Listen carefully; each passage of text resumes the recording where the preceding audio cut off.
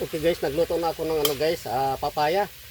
Kumpleto na yan, may bawang, sibuyas, at pamintang durog. Yan, tuyo na lang guys. Lagyan natin tuyo.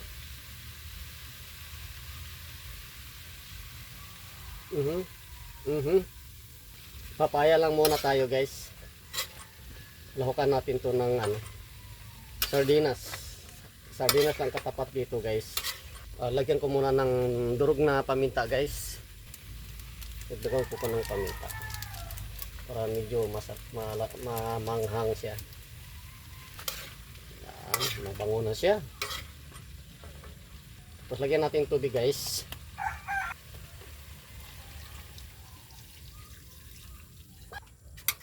Yan guys.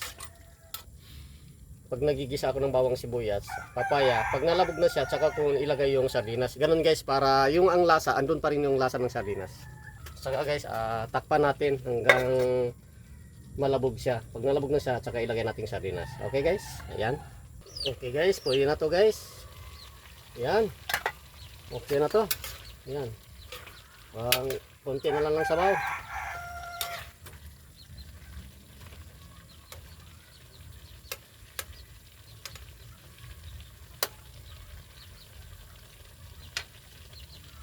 Ayan, okay na to guys. Medyo ano na. Ilagay na natin yung sardinas guys. Ayan. Ayan. Ayan. Ganun ako guys. Saka ko maglagay ng sardinas pag medyo malambot na ang papaya. Ganun lang guys para malasang sardinas. Saka lagyan natin ng konting asin guys kasi yung sardinas, templado naman yung tong sardinas, tapos may toyo na. Konti lang asin. Yan, okay na yan. Yan.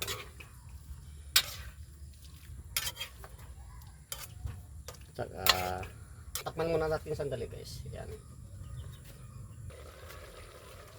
Okay guys. Okay na to guys. Okay. Yun, malambot na guys. Yun, malambot na. Yung airpot ko guys, yung tatay ko ay ayaw niyang yung malambot ang pagkaluto. Ayaw niya. Ang gusto ng tatay ko ay yung half cook. Kaya medyo palambutin ko guys kasi ang partner ko ay ayaw niyang matigas. Gusto niyang medyo malambot. Kasi bungal kasi yun eh. Walang ngipin. Walang ngipin guys. Okay lang yan. Ayan, tingnan natin kung tama na bang timpla.